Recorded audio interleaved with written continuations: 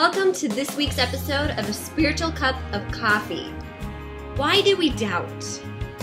Why do we constantly entertain worry, doubt, and fear?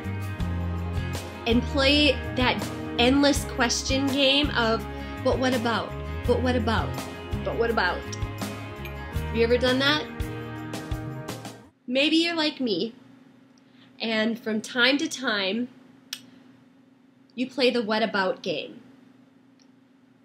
You know, the game where God tells you to do something, and instead of obeying Him right away, you sit there and ask Him questions like, but what about? What about, Lord, but what about this disease I have? Oh, you're asking me to do something I've never done before? What about the fact that I'm scared of it? What about the fact that, I don't think I can? What about the bills that I have to pay? Ever play that game? Some of us know it all too well, don't we? Here's the thing.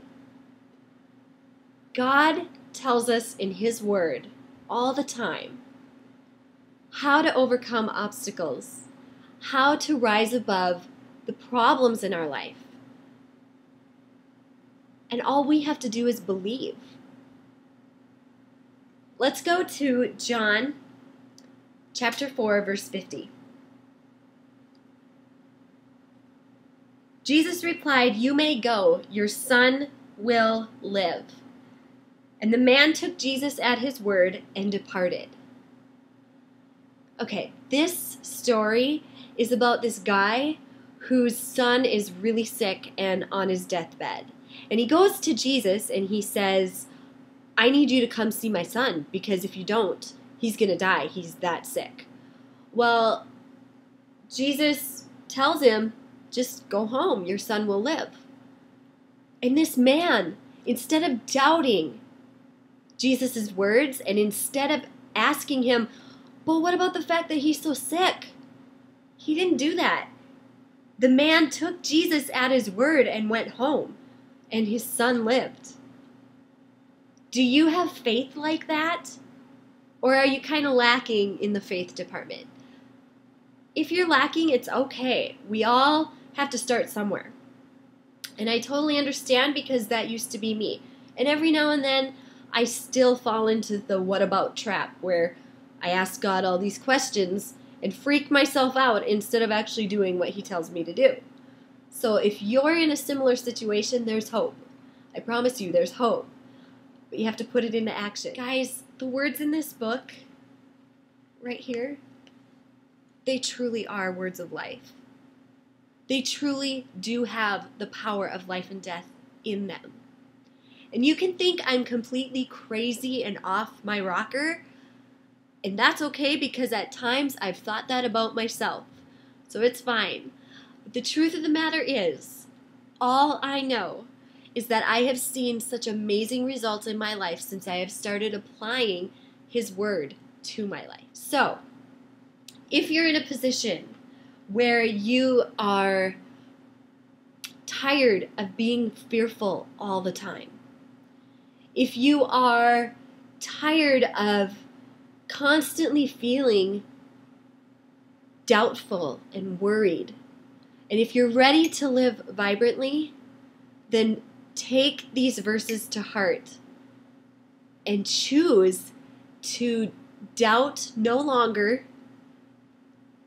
and believe. Believe wholeheartedly, 100%, and dive into God's Word, because if you don't know His Word, like, you might know the stories because you've heard them from other people, but until you open up this book and read it for yourself, you're not going to know it.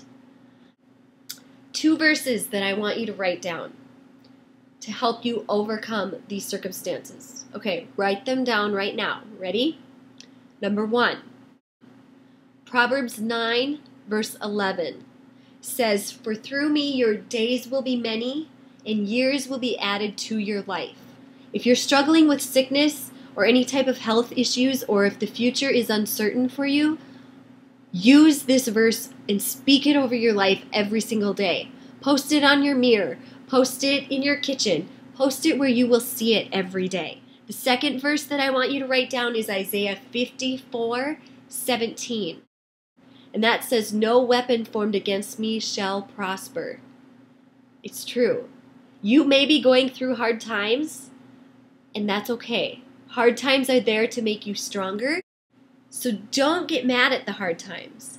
But remember, during those hard times, no weapon formed against you shall prosper, because God is on your side. The last thing I want to leave you with is this. In Luke 24, verse 38 and 45, Jesus says this, "Why are you troubled, and why do doubts rise in your minds?" Then he opened their minds so they could understand the scriptures. Ask God to open your mind so you can totally, fully understand what he's saying to you through this book. And then speak those words over your life. And then share them with me. Because we all need encouragement. And we all want to hear what God is doing in your life. So in the comment section below, at the bottom of the page, write how God is working in your life. Share with us how you have overcome doubt. Share with us what you are going to do today from this day forward, how you're going to apply this to your life. I look forward to hearing from you. I wish you a fabulous day. And until next time, be blessed, be healthy, and be inspired. Bye-bye.